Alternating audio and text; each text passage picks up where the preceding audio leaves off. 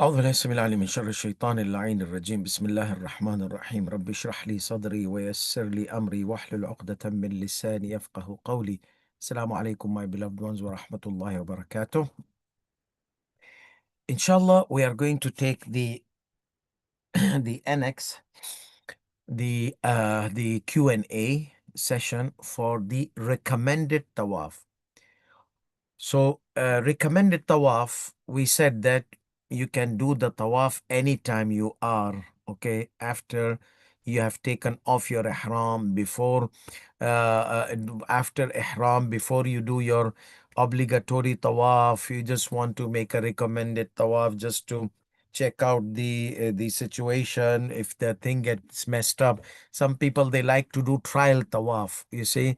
So before they do their original, because they want to make sure that they will not make any mistakes, so they get and sometimes they do one round or two rounds just to make sure that everything is set, and then they come out of the mataf, or like before they come to the Hajj al-Aswad, they make the real intention. I'm starting the tawaf of Umrat al-Tamattu, so this will be the first round. So those two rounds are not considered from the obligatory tawaf, because the intention was not made as obligatory tawaf, it was made as recommended tawaf.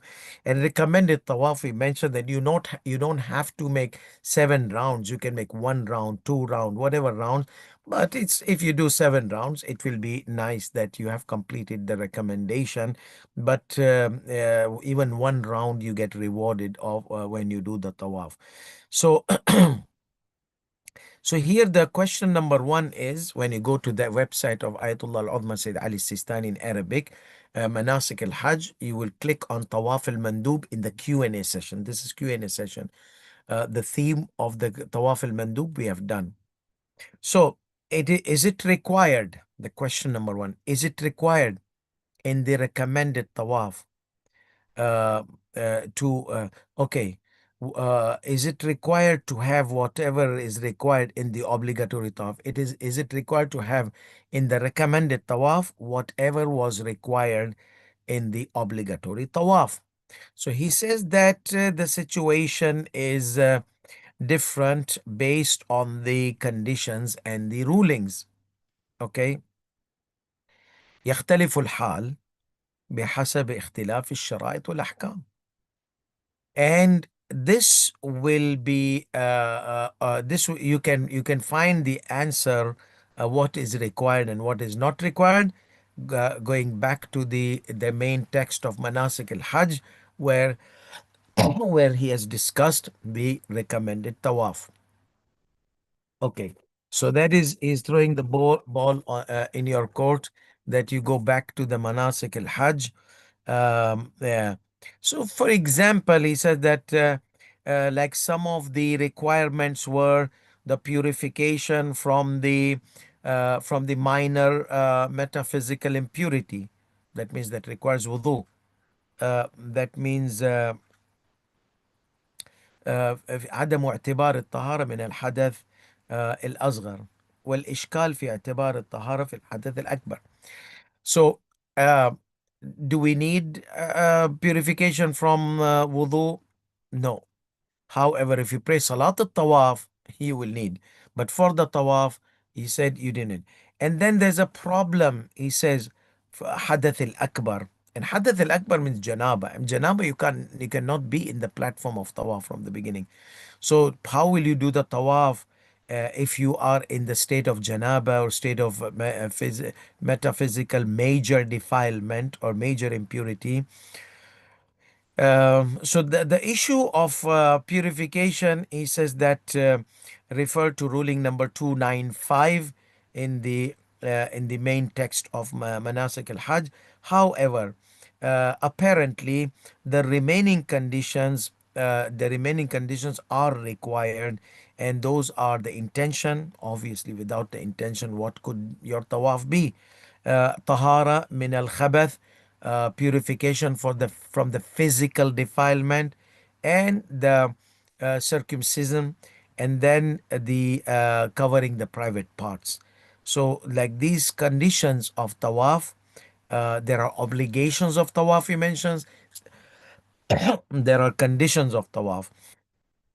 So, conditions of tawaf, we mentioned that purification from the physical impurity, metaphysical impurity. So he says metaphysical impurity, you don't need wudu. However, janaba, there's a problematic in that, so obligatory precaution, you may consider doing it.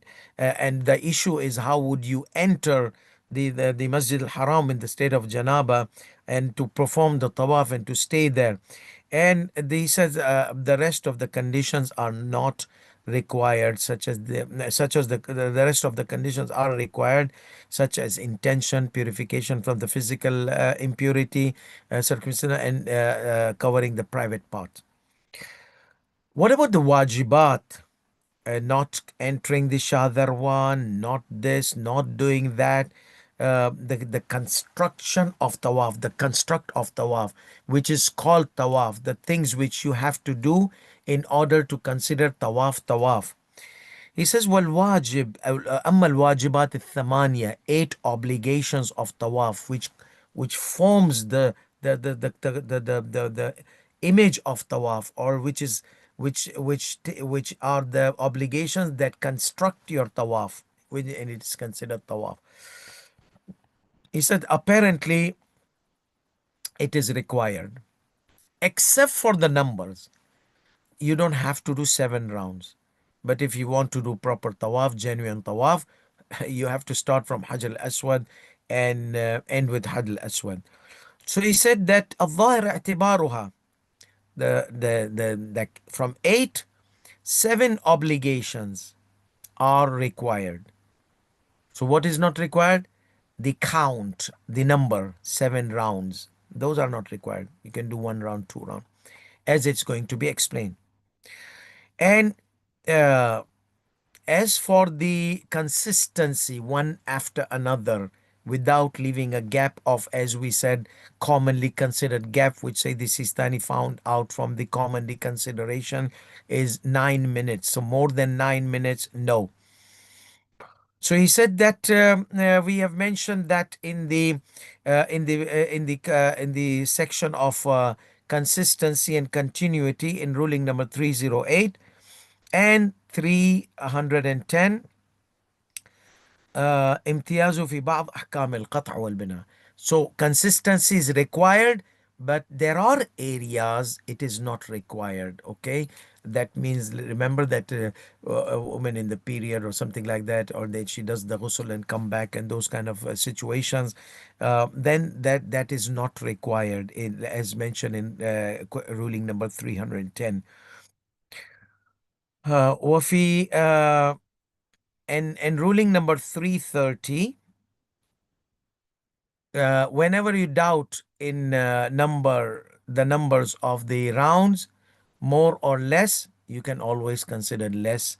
But in the obligatory tawaf, we mentioned that in most of the cases it invalidates the tawaf if you doubt in the rounds. Here, if you doubt in the rounds, then you can consider it you have done less rounds, so add on it. This was the ruling of recommended tawaf. So the bottom line is he's telling you to go back to ruling number 308, 310, and 320.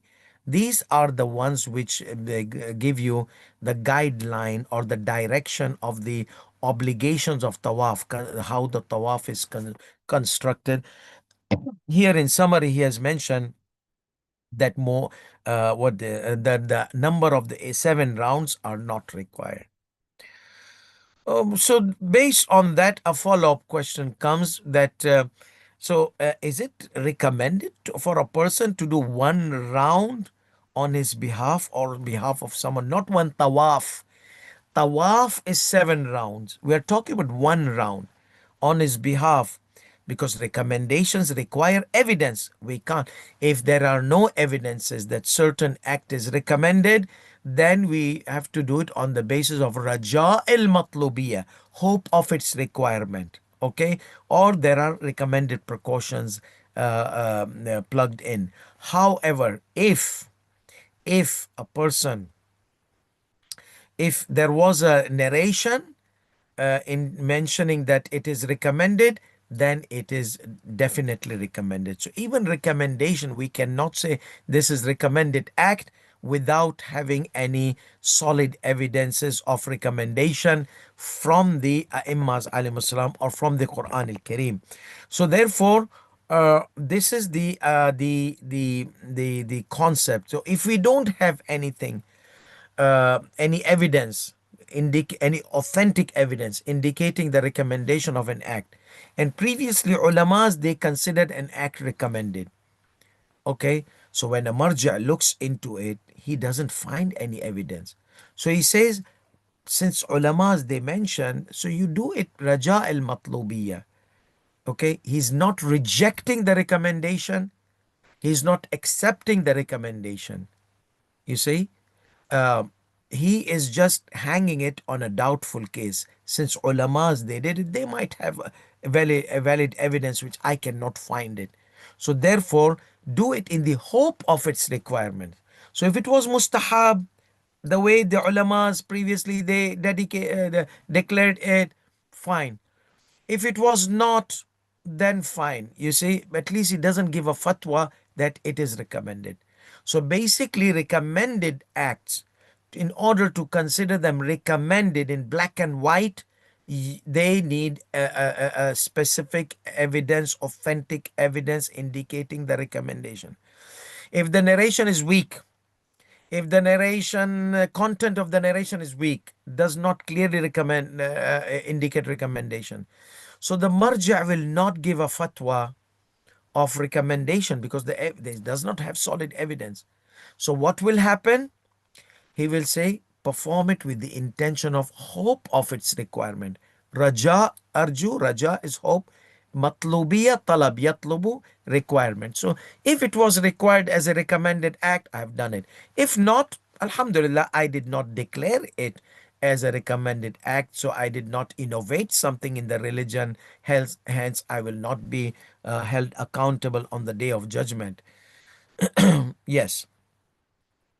So is it like one round? Is it really recommended? One round? He says yes. That means there are evidences indicating that recommended tawaf, you can do one round, you can do as many rounds you want.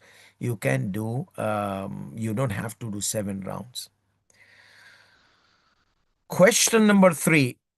هل يجوز أن ينوي طائف Okay, this is a good one.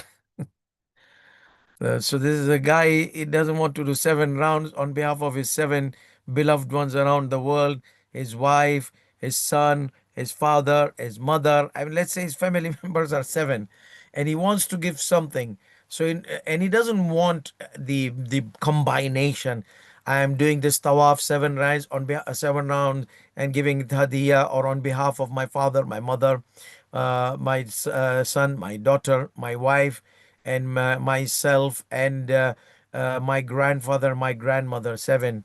Okay, so he doesn't want to do. He wants to dedicate each one of them, but 7 rounds for each one of them, like 7 cents of 49 rounds. Oh no, I can't do that. So he said, let me just do 1 round for one, dedicated to one of my relatives. Can he do that? So let's see.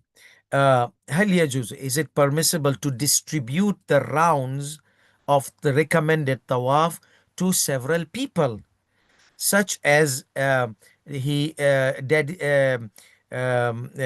dedicates the first round to his father, the second round to his mother, and so on? He says there is no problem in that.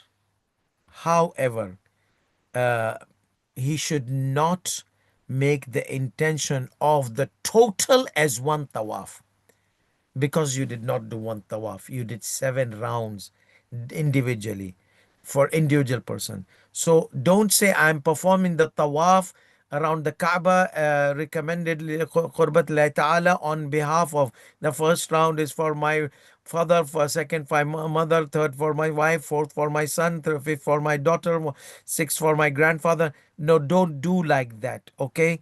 Lakin la yanwi, he should not intend the total as one tawaf. No, one tawaf distributed to several people. Rather, he should uh, make intention of one tawaf for several people.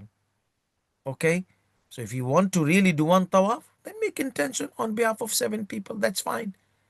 Then you will get the thawab of reward of whole tawaf, and all those they are going to get their tawaf. Don't worry about it. You don't have to dedicate one single round for each person. Though he can, but he doesn't have to. Just do one tawaf and include in it as many as you want. Okay, like the whole tawaf is shared. He said from the aspect of sharing, that means one tawaf is shared between the 7 or 8 or as many. Or he performs each single round on behalf of each single person. So he can do uh, either the whole 7 rounds on behalf of 7 people, okay, or 10 people, 8 people, just full 7 round. Distribute it. Distribute what? The thawab. Okay, that means the thawab is shared between these people. Or he can do it as independent rounds for each individual. Okay, question number 6. Is it permissible for a person who is in the state of ihram to perform the tawaf, recommended tawaf, before the obligatory tawaf of Hajj? He's in the state of ihram for Hajj. So he's going to go to Arafat. And it's mustahab to enter the state of ihram for Hajj from Makkah al-Mukarramah, as we are going to see in our upcoming sessions. So he said, I'm in the haram, I'm in the state of ihram, let me do one recommended tawaf. Okay, the Kaaba is empty. Most of the people are in Arafat. So yes, he says it is permissible. Apparently, it is permissible. However, it is obligatory precaution that a person who is performing Umrah al-Tamattu, Hajj al-Tamattu, okay, طوافا مندوبا بعد إحرامه للحج وقبل خروجه إلى عرفات وإن قدم طواف الحج لعذر. So say the Sistani has a problem in this. So if a person is in the state of ihram, can he do the recommended tawaf before his obligatory tawaf, be it Umrah Mufrada, Hajj al-Tamattu, Hajj Umrah al-Tamattu? For Umrah Mufrada, for Umrah al-Tamattu, there is not a problem. But he has a problem for the person who's going to, for Hajj al-Ifrad, no problem. But on the basis of obligatory precaution, that means he's not sure that should he allow or should he not allow obligatory precaution, don't do that. والأحوط لزوما أن لا يطوف المتمتع. That means the one who's going is in the Hajj التمتع طوافا مندوبا بعد إحرامي للحج. Once you said لبيك اللهم لبيك for Hajj, and you are in the Kaaba, 9th of the Hajj or 8th of the Hajj, okay, you entered the state of Ihram and you did not leave for Arafat. So after entering the state of Ihram, before leaving to Arafat, obligatory precaution, don't do it. Even remember, there are certain cases for certain people have certain excuses. They know that they will not be able to perform the tawaf of Hajj after the Arafat and Muzdalifah and Mina, and the caravan will leave. They are allowed to, in certain cases, to perform their obligatory tawaf. Where? In the before going to Arafat. So he says, even if that if he was a person who was allowed due to an excuse to proceed or to advance, okay, his manasik of tawaf, which is supposed to be after Hajj, to do it before Arafat, after Mina, before Arafat, he also should not do it based on the obligatory precaution. But he did the tawaf of Hajj, yeah. But once you enter the ihram of tamattu', Hajj tamattu', before you leave Arafat, you should not be doing any recommended tawaf on the basis of obligatory precaution. And if you are there and you want to do it somehow, or you did, you have to refer to another marja who allows you to perform that. Question number 7. Is it permissible to perform the recommended tawaf in the crowd if it is going to cause rubbing of the body of woman with other men, and or it was going to cause, it's a crowded, he says the condition is it permissible to do recommended tawaf in a crowded condition where the body of woman will be rubbed by other men, or the men might be causing harm to other men. He says if the rubbing of the body was going to be seriously, like in a way that it is going to be prohibited rubbing, then obviously it's not permitted because it's recommended tawaf. إذا كان الاحتكاك بهن على وجه محرم, okay, لم يجوز, it will not be permissible, because the way it is being rubbed is seriously prohibited.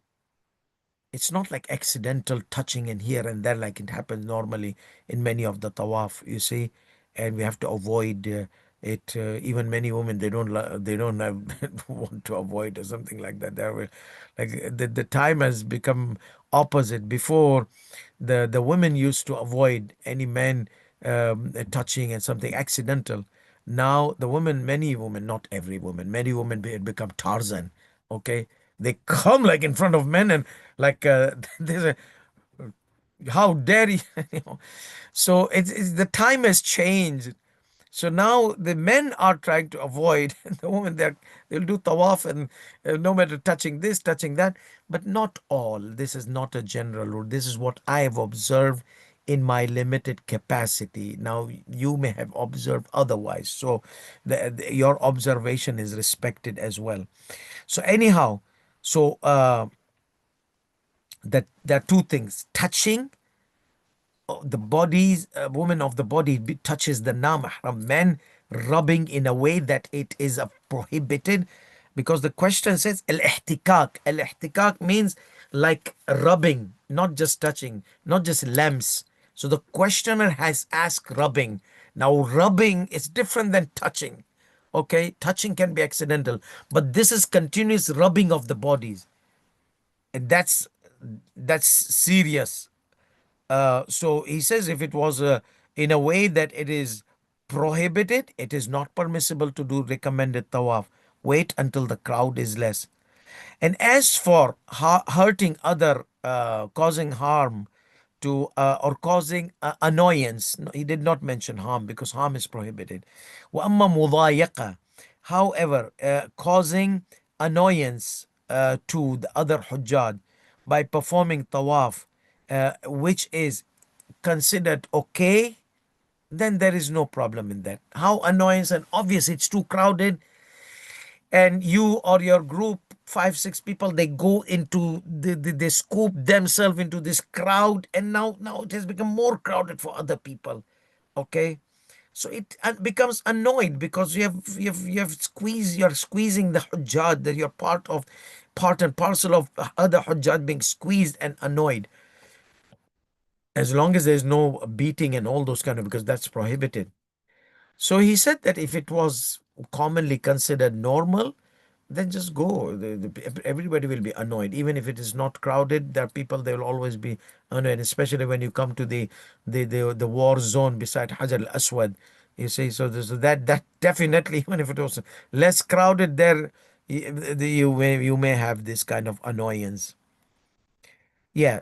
So this is the thing that you, even wajib tawaf, if you recall, we said for women to delay the tawaf and not to go into the crowded area if they are able to, okay, or to try to do tawaf from a bit far away distance, and not to cram themselves into that war zone of Hajj al-Aswad.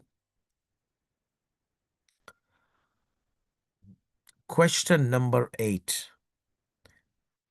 Is it permissible for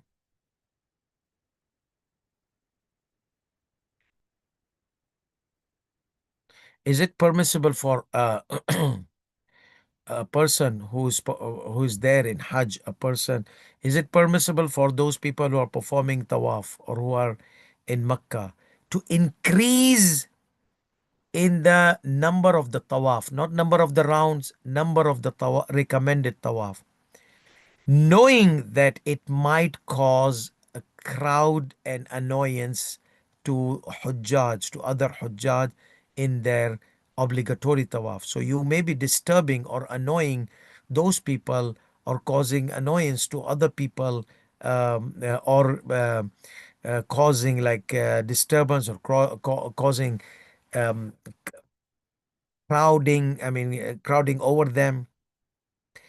So he said the recommended the recommendation of the recommended tawaf does not uh, becomes omitted, or falls down, or is removed just by the sake of having annoyance in a commonly considered way, which is normally everybody gets annoyed there. So, but if it was extreme in a way that's not commonly considered, you see, like the Hujjaj, once they see you guys coming and they get crowded and they started pushing here and there and there.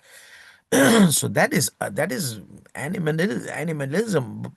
That's not muta'araf, no, commonly not. Yes, a push here, oh, hajj, hajj, hajj, oh, but when it comes to the fist fights and you push that, it's not permissible, that kind of attitude.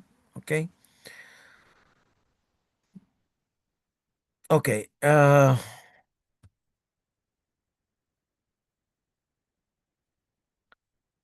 This ruling number 9, question number 9, reminds me of those people who do crawl between the haram of Imam Hussein and haram of Abul Fadl Abbas.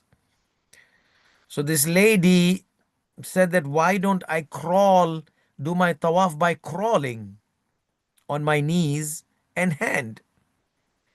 So the question is, let's say if a woman, she made an oath, okay, she vowed that she would perform the tawaf on her hands and knees by crawling, will her nether become valid?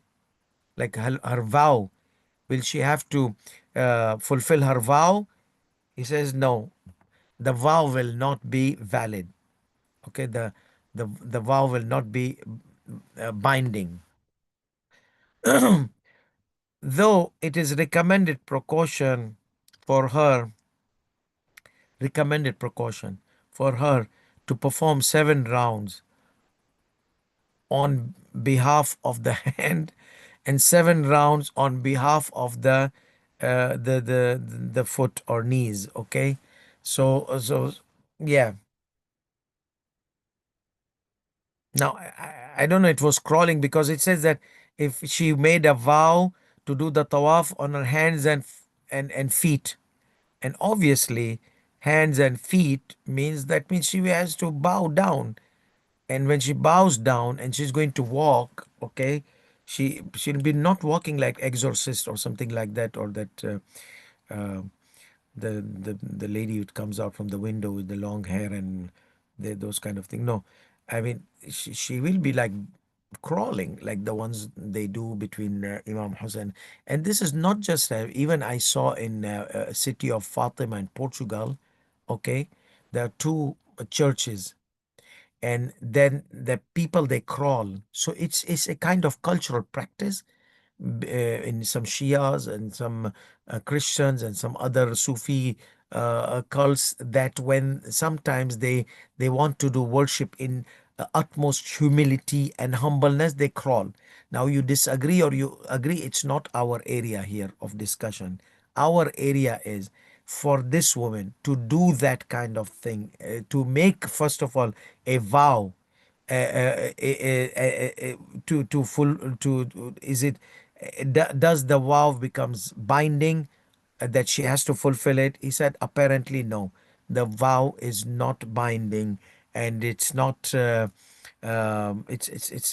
not legal vow. Okay.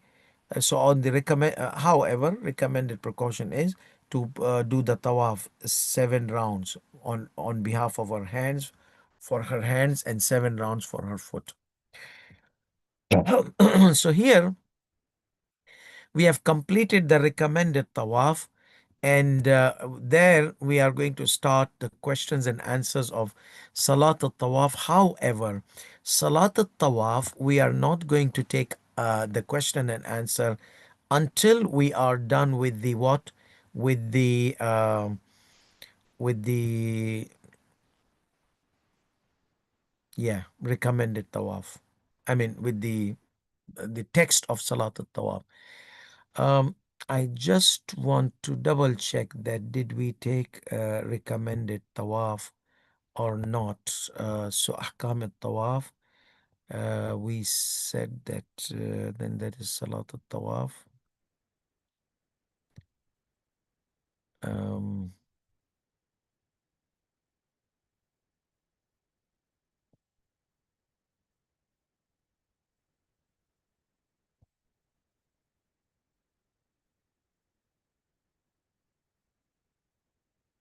yeah. So the rules of recommended tawaf has been mentioned, embedded in the rules of tawaf. So I don't see any section independent for recommended tawaf. Uh,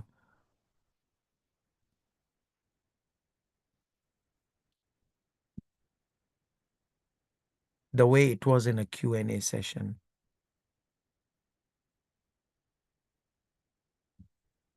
So if we go into the tawaf section, I'm going to just quickly check the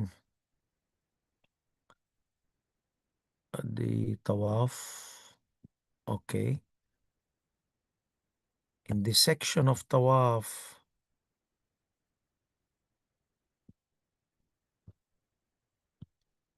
in the conditions of tawaf, uh, yeah. So we have done it on the recommended tawaf. We have done it embedded in the obligatory طواف. like الطواف المندوب لا تعتبر فيه الطهارة عن الحدث الأصغر، وكذا الحدث الأكبر على المشهور، أما صلاته فلا تصح إلا عن طهارة. So when you go to the chapter of tawaf, you will find all the rulings of recommended tawaf. So now the topic which we are going to discuss is the salat of tawaf. Let me see if we have enough time to cover salat al tawaf. Then okay, yeah, there are not that many rules. So we are going to take Salat al-Tawaf from the main text of Sayyidi Sistani's Manasik al-Hajj Damadullah. Salat al-Tawaf. It is the third obligation of the Umrat al-Tamattu. And they are 2 rak'at. Uh, they are performed when? They are performed after the Tawaf. And they are similar to Salat al-Fajr. However, a person Salat al-Fajr, it's obligatory to say your surahs with voice. Okay, but here you have an option to say your surahs with voice or without voice, silently. So silently, that means you have to like Bismillah ar-Rahman ar-Rahim. Not like I was saying Bismillah ar-Rahman ar-Rahim in my mind. No, you have to say, you have to move your lips, that's silent, and sound needs to come out. So that's with sound or without sound. And it is obligatory to perform it as closer to Maqam Ibrahim, and wal adhar, more apparent to me, because there is a difference between fuqaha. So check your marja'. He says, wal adhar, most apparent to me, okay, or more apparent to me is that it should be behind Maqam Ibrahim. Just when you stand, you see that you are behind Maqam Ibrahim. If you are here and there's a spot behind, so you are here. This is Kaaba. This is Maqam Ibrahim. You are here. There's a spot here and there's a spot here. Go here because this is behind Maqam Ibrahim. Okay, this wall is Kaaba, let's say. This is Maqam Ibrahim, and these are the behind Maqam Ibrahim. You'll see people offering Salat al-Tawaf there. So they have dedicated this place for the Salat al-Tawaf. So now what will happen, that you have a spot here which is very close to Maqam Ibrahim, because he said closer. But then you have a spot here further, but it's all the way behind. Go to the spot further, but pray behind Maqam Ibrahim, that you can see from in front of you.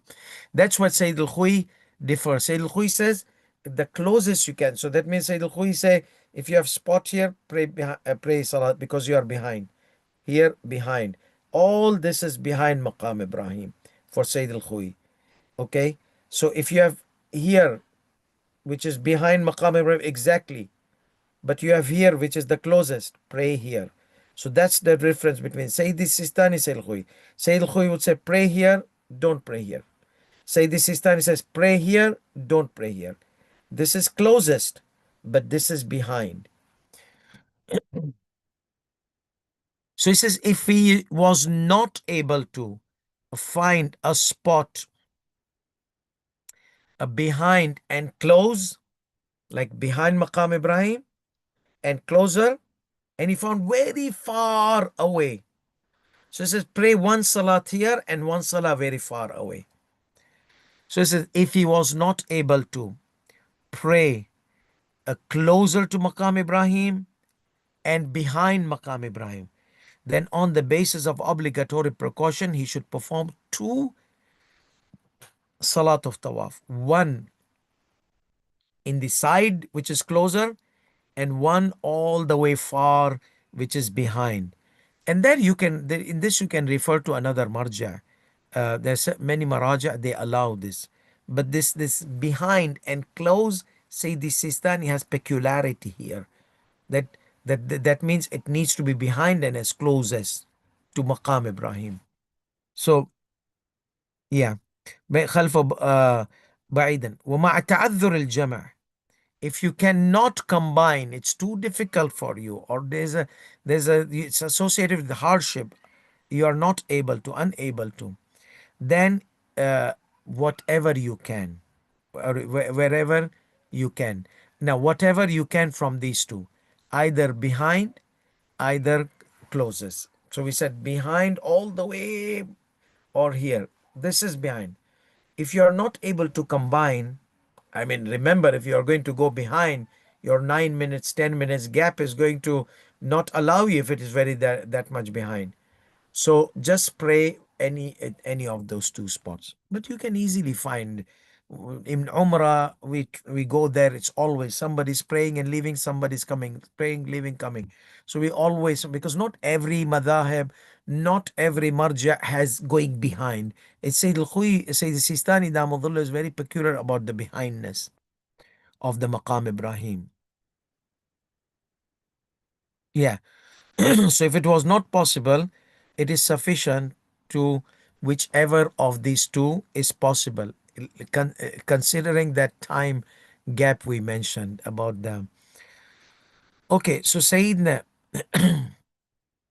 what if it's a Hajj season, peak Hajj season, and they have removed that Salat area from behind, and it's body to body, shoulder to shoulder tawaf.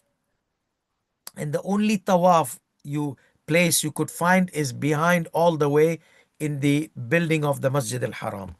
Okay.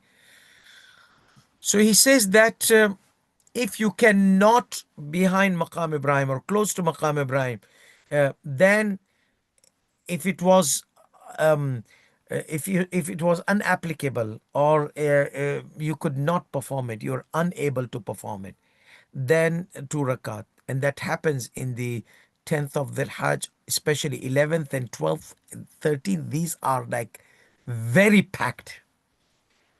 ومع تعذرهما معا يصلي في أي مكان من المسجد مراعيا للأقرب فالأقرب. Wherever you can, pray, keeping the consideration of being the closest possible. So whenever in Masjid al-Haram you find a spot, if you have a closer spot to Maqam Ibrahim, go to that. Though you are far, but go to that closest. Don't go to the farthest if you have a closest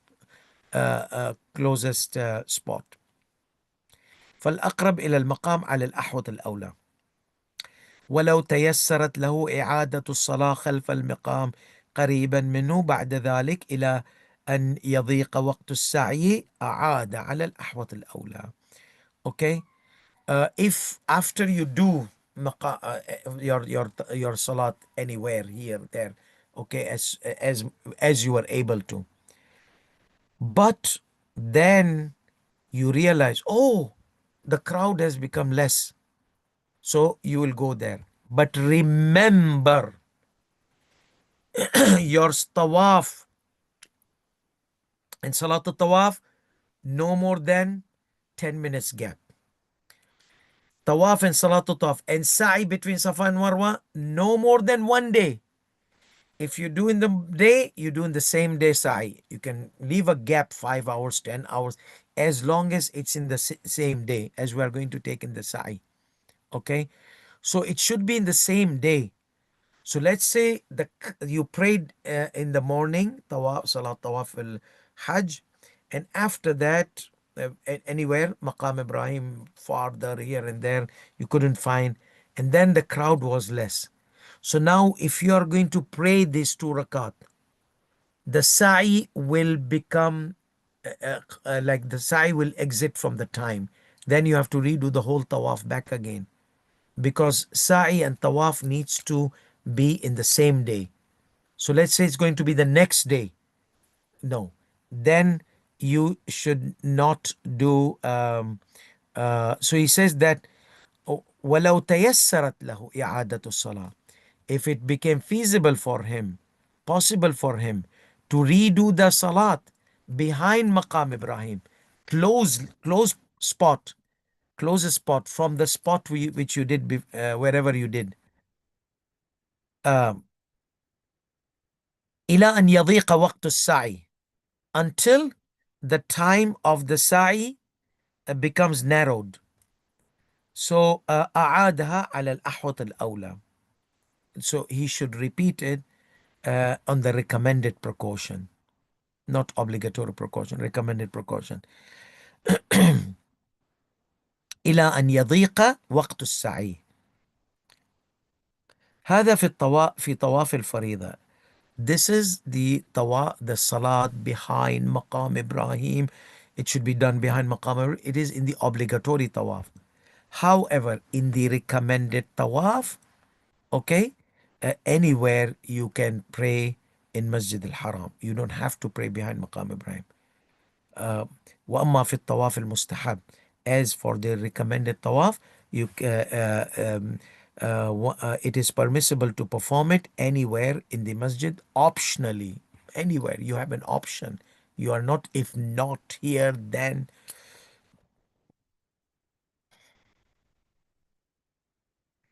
whoever abandons salat al-tawaf knowingly, deliberately, intentionally, okay, عالما, knowingly, عامدا, deliberately, بطل حجه, his hajj will become invalid on the basis of obligatory precaution. That means there's a room that if you did tawbah and you want to fix it, find someone who will consider your hajj okay. But say the Sistani says no, on the basis of obligatory, the whole hajj is gone. The whole $10,000, $15,000 are gone.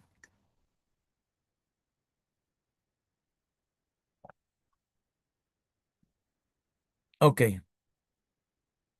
On the basis of obligatory precaution, al-mubadara, one should go, one should offer the salat after the tawaf without any gap, which is commonly considered a big gap, and that we discussed before. And in the Q&A session, it's 10 minutes. الأحوط لزوما المبادرة إلى الصلاة بعد الطواف، بمعنى أن لا يفصل بين الطواف والصلاة عرفا. The gap should not be a commonly considered gap that big, or the gap should not be big in the common consideration, or in the sight of the common observer. Let's say he forgot the Salat al-Tawaf. إذا نسي صلاة الطواف وذكرها بعد الإتيان, if he forgot the Salat of Tawaf, okay, he remembered it when? After performing the sa'i between Safa and Marwa. So, should he redo his a'mal, all tawaf and whatever was after tawaf? It was tawaf. And the sa'i also? He says no. Ata biha. He remembered after sa'i. So, or taqsir perhaps. Then he says it is, he can just go back and perform the the 2 rakat of Salat al-Tawaf, and it is not obligatory upon him to redo those a'mal which were performed after the sa'i. Okay, not after the sa'i. A'mal done after the Salat al-Tawaf. So he did not do the a'mal. In any case, he doesn't need to redo the a'mal which he performed it after بالأعمال المترتبة عليها وذكرها بعد الإتيان بالأعمال. He remembered after performing the sa'i and taqsir and all those, such as sa'i. Here gives an example of sa'i between Safa and Marwa. He says, go, bring it, perform the Salat al-Tawaf. Ata biha. He would perform the Salat al-Tawaf. And it will not be obligatory to redo those a'mal which were supposed to be after it. Like the things which he did after, he does not to redo the things which he already have done it, but he doesn't need to repeat it or redo them, even though it's recommended precaution to repeat them. This is when after the sa'i he remembered. So it's recommended precaution to perform the sa'i and taqsir and everything done after. However, if he remembers it during the sa'i between Safa and Marwa, he should discontinue the sa'i and perform the salat behind Maqam Ibrahim, and then come back and continue the sa'i between Safa and Marwa from wherever he had left. So from wherever he had paused. Okay, he is in the sa'i. After the sa'i, in the middle, that is, he is still in Masjid al-Haram or Makkah al-Mukarramah. What if he remembers it after exiting Makkah? On the basis of obligatory precaution, he should come back and perform the 2 rakat of Salat of Tawaf in its place. That means behind Maqam Ibrahim. As long as that will not cause him to be in a difficulty or hardship. What if he was going to be in a difficulty and a hardship? Otherwise, that means if he's going to be in a difficulty and hardship, أتى بها في أي موضع ذكرها فيه. If going back to Makkah is going to be difficult, they're going to cause you difficulty, hardship, this and that, where did you remember? Wherever you remember, just perform the Salat of Tawaf. Okay? ولا يجب عليه الرجوع. And then it will not be obligatory upon him to go back to the Haram area, the border of Makkah, to perform it. Even if it was possible for him, it was not possible to go back to Makkah, but it was possible for him to go back to the border of Makkah. That means they had just exited the border of Makkah. So they said, you don't have to come back to border of Makkah. Okay. This is if you had your car and individual and this and that. However, if you did not have your car, you're in a bus or a train or those kind of things, those are like obviously you cannot come back unless you can get a ticket, another ticket, and come back, but that ticket would be costly, or it would you're coming back in the bus will not go back. Okay. Unless if the bus arrives Jeddah, and from Jeddah you can take a taxi. All these are costly. Maybe that person is not able to bear that cost, so it will not be. حكم التارك لصلاة الطواف جهلا حكم الناس. What about if somebody did not, this was we mentioned, somebody who forgot. What about if somebody was unaware that there is a salat after the tawaf? Like sometimes people, they do salat tawaf on nisa, they forget, or not forget, they're unaware. Okay, I did the salat. They think, and this is a common mistake, they think that the salat of tawaf is only for the first tawaf, tawaf of umrah or tawaf of hajj. What about the tawaf in nisa? They think it's not. So do I have to do also the 2 rakat tawaf for tawaf in nisa? Yeah. so so so that's why it is a common. So if that person was unaware, ruling number 329 was if a person forgot. Okay. This and it continues at the end. The second segment, he says, the ruling of someone who did not perform salat al-tawaf out of unawareness is the same ruling of the one who forgot. What does that mean? After sa'i, perform it. During sa'i, if while you guys were doing the sa'i, your friend said, like there's a salat for tawaf, and I did salat al tawaf. What is that? Don't tell me you did not do salat al tawaf. What salat al tawaf? I did the tawaf and then came to see you in the sa'i to find you and found you. Did you pray salat al tawaf? What salat al tawaf?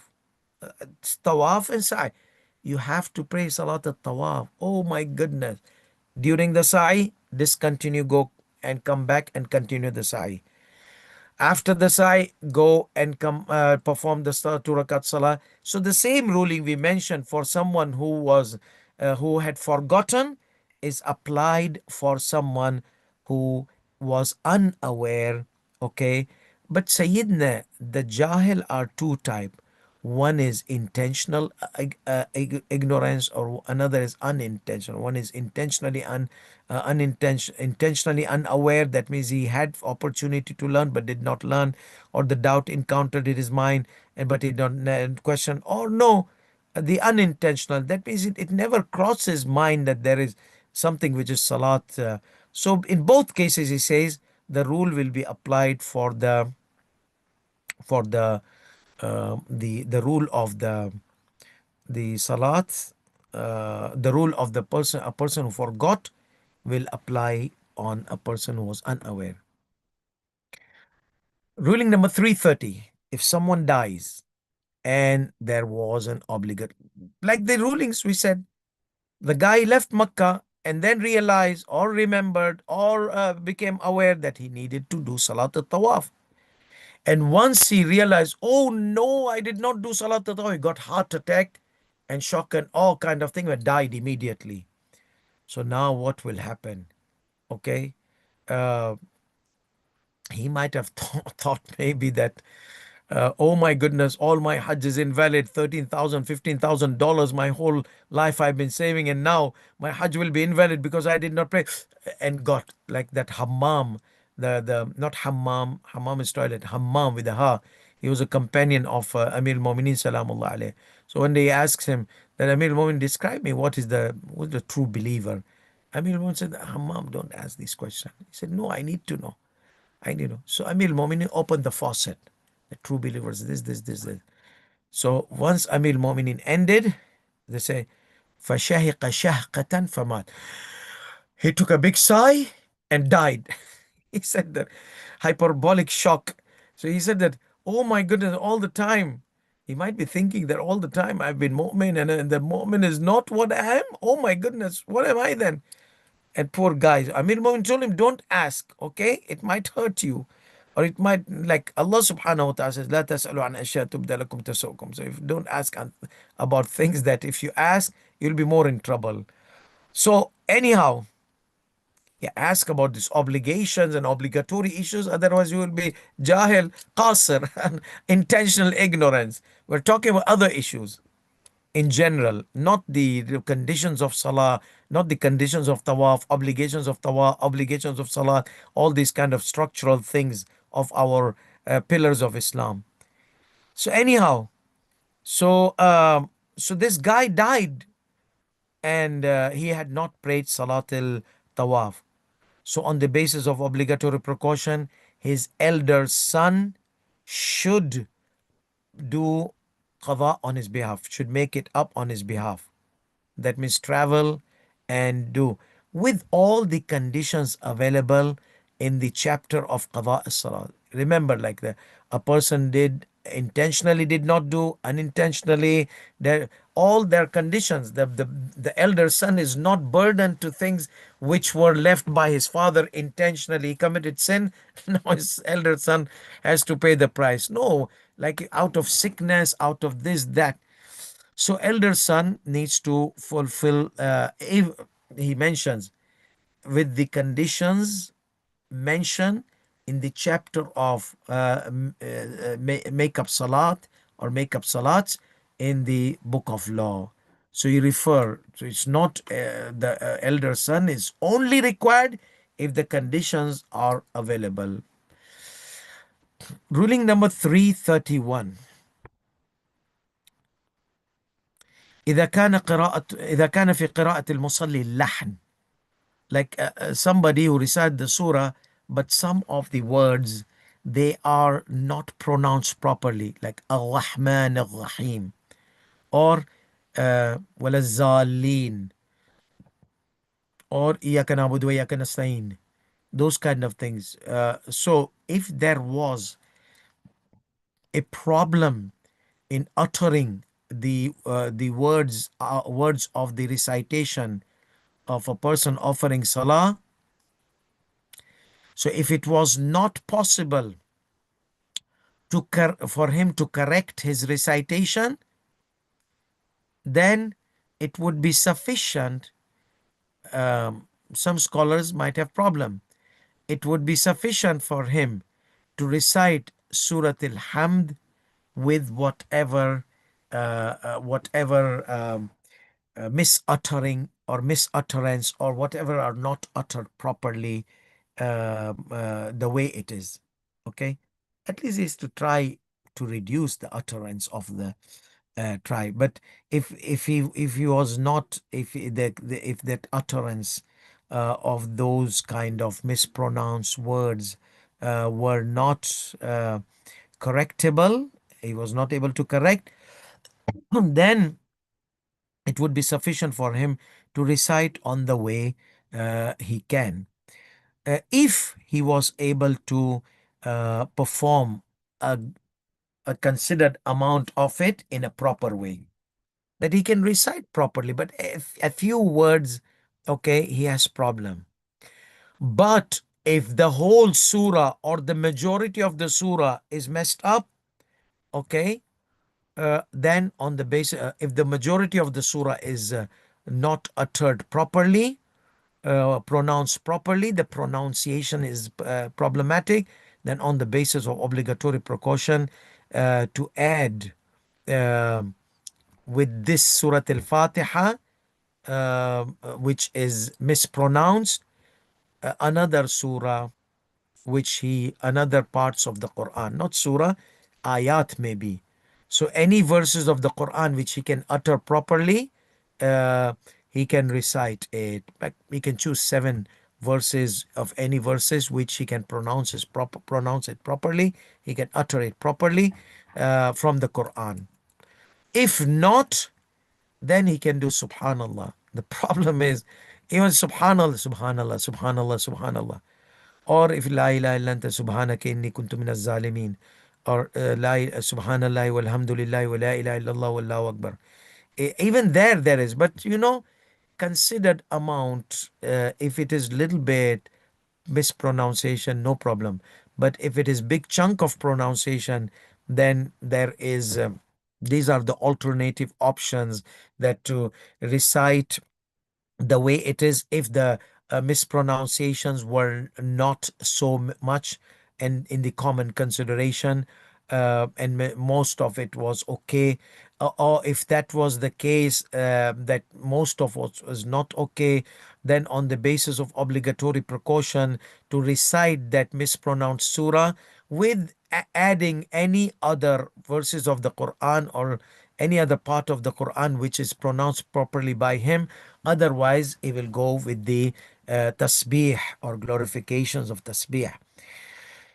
Okay, so he mentioned to learn.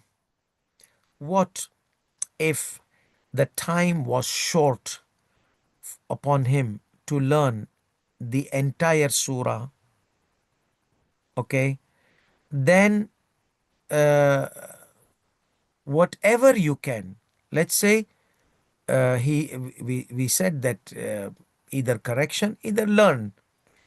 So if the time was so short that he could not learn the entire surah with proper pronunciation, so no problem, whatever amount, considered amount, you have been able to practice or learned, recite it, whatever considered amount you have practiced and or learned, recite that amount, and the remaining, it's okay. وإن لم يتعلم بعضه أيضا, if he did not learn even part of it, then قرأ من سائر القرآن, he will recite from any part of the Quran. يصدق عليه قراءة القرآن, which is considered in common consideration that he is reciting Quran. Even if he did not, even if that was not possible, then to do the tasbih. And this is for Surah Al-Fatiha.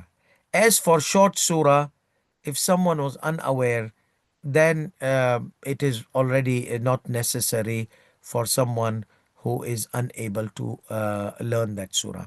So now we have two rulings, two sections of this ruling. In case if you got mixed up and confused, one is he knows the surah, pronunciation is not proper. That was the first segment we mentioned. Another one is he does not know any surah. You see the difference between two segments? Ruling number 331. So I'm going to repeat in a briefly. Number one, somebody knows the surah, but he has a problem in pronouncing it properly. If he is able to, number one, fix it, correct it, okay, then he should recite it with the fix it. He should fix it. However, if he is not able to fix, these are the stages. Follow up with me.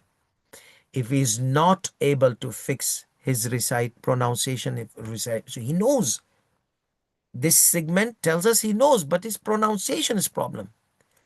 So then khalas, recited with whatever mispronunciations you have, as long as those pronunciations were not too much in a commonly considered common consideration. Not too much. It was a few. In a way that people say, oh, a few mistakes, not too many. But if there are too many, in a way that it's considered, oh, so many mispronunciation from the beginning, okay, then on the basis of obligatory precaution, recite this surah which has messed up pronunciation, a lot of messed up pronunciation, adding it with any other parts which are considered to be Quran. Any ayat, not necessarily surahs. Choose 6, 7 ayat, recite with them. Because the reason I'm saying 7, because Surah Al-Fatiha has 7 ayat. Okay, so choose 7 ayat. Say the Sistani does not mention how many ayat. Okay, so this is just to balance. I'm saying it. You can. He says whatever is considered Quran, recite it if you are able to recite it properly. So choose from the Quran whatever you are able to recite it with proper pronunciation. If that was not possible, then do the tasbih. So this is for who? Ruling for someone who knows, but he cannot recite the surah properly. Okay, the pronunciation is a problem. Second segment talks about what? Someone who cannot recite, doesn't have any, and has not memorized Surah Al-Fatiha at all. So what will he do? If there is enough time for him to learn. There are people, if you teach them even in 5 minutes, he will learn it. Less than that, you just have to repeat with him and he got it. Or he can read it. There are people, even 1 hour, he will not be able to. So people, they differ in their capacities and they're all respected. So let's say he was not able to learn or able to read, okay, the surah by looking. So we say, learn some part of Surah Al-Fatiha. If not entire, if the time was short, okay, to learn, then the time was short for what? Number one, short, he did the tawaf, and now he realized he has to offer salat al-tawaf, and he has only 9 minutes of gap or 10 minutes of gap. So that time of short. Or no, he arrived in Makkah one day before Hajj, before Arafat, and now he has to perform Umrah, and the time is not enough for him to learn. So time short means any time that prevents him from learning, and the day of Hajj, the time of Arafat is on the edge. So if the time was narrowed for him to learn entire surah, first that means you have to learn even by reading. If he cannot, then if he was able to learn part of it, considered part, not like one ayat, considered part of it, then he would recite it. And if he did not learn that considered part as well, then he can recite any surahs or any chapters or any ayat, anything from, it says anything from the Quran, the amount which is considered amount of the surah of the Quran, not necessarily sequence, one ayat from here, whatever he can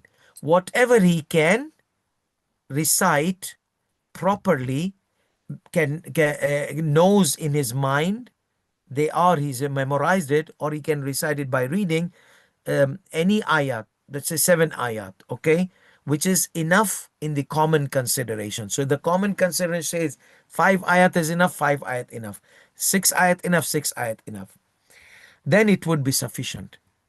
If not, then tasbih. So this is the two variations of the ruling, okay, which people sometimes get confused. Okay, here he says, here is no, that one, that person's pronunciation is not good. This person does not know the surah. There are two segments in ruling number 331. So what about short surah? This was for about Surah Al-Fatiha. Short surah, he says, apparently, if somebody was unaware or does not know, then and he was unable to learn, then it is not obligatory upon him.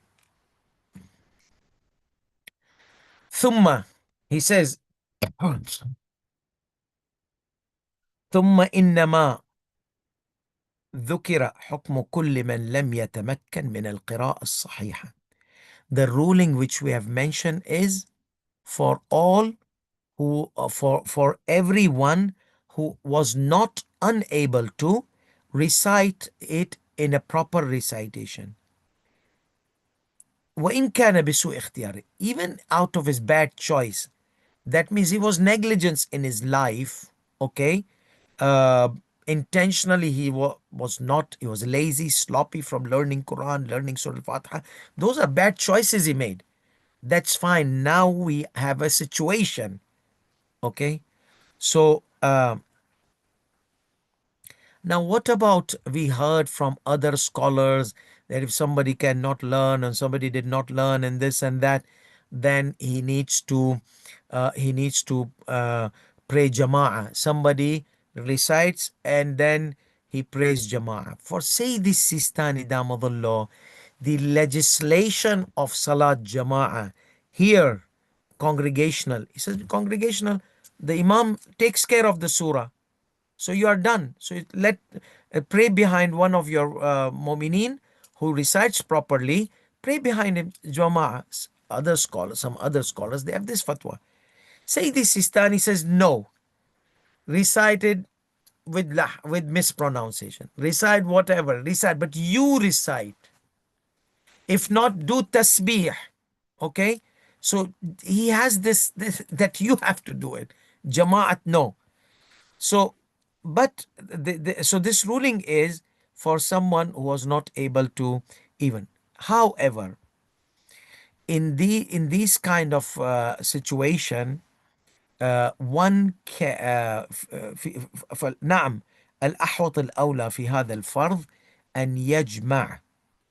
The one who cannot pronounce properly, he recites, but he cannot properly pronounce the surah.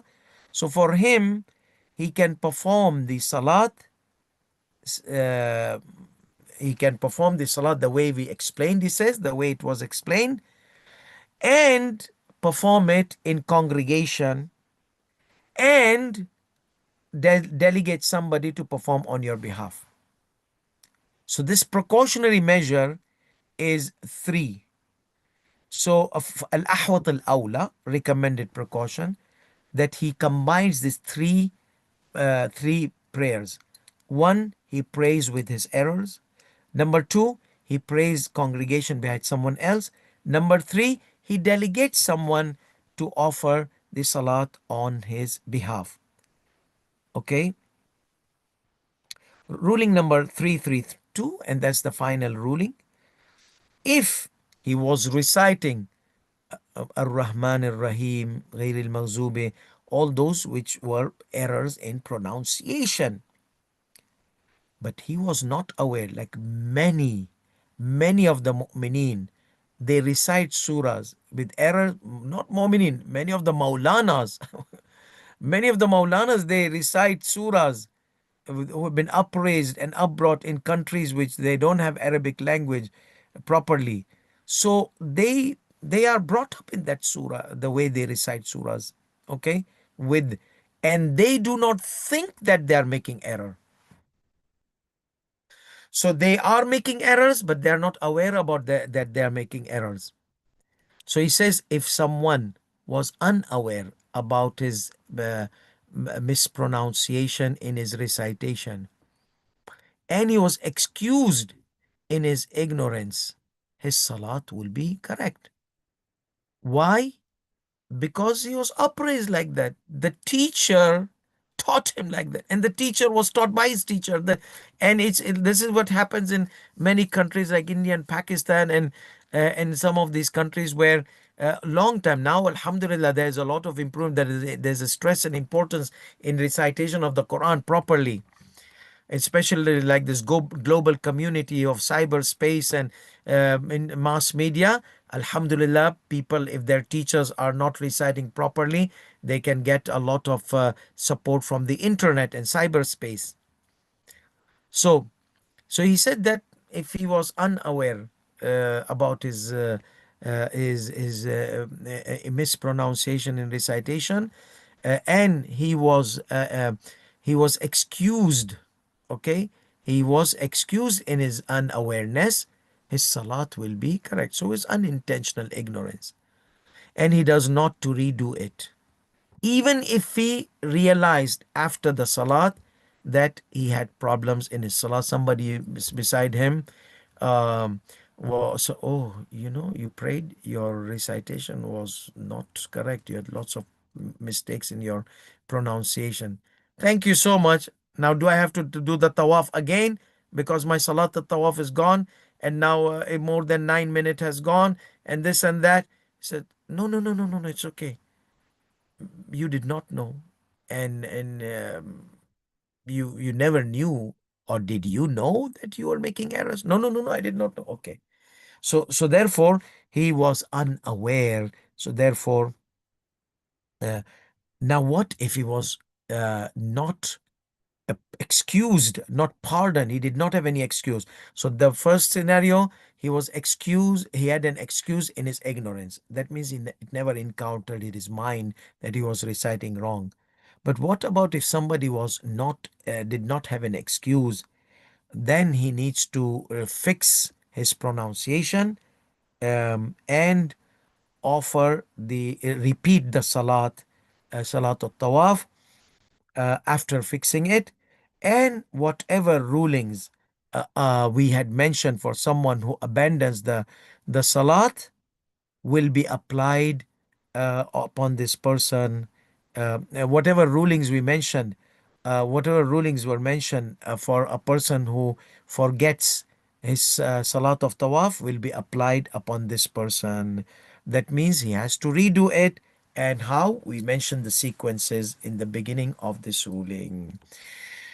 So basically, he has to redo the salat. وآخر دعوانا الحمد لله رب العالمين وصلى الله على محمد وعلى آله الطيبين الطاهرين والسلام عليكم ورحمة الله وبركاته.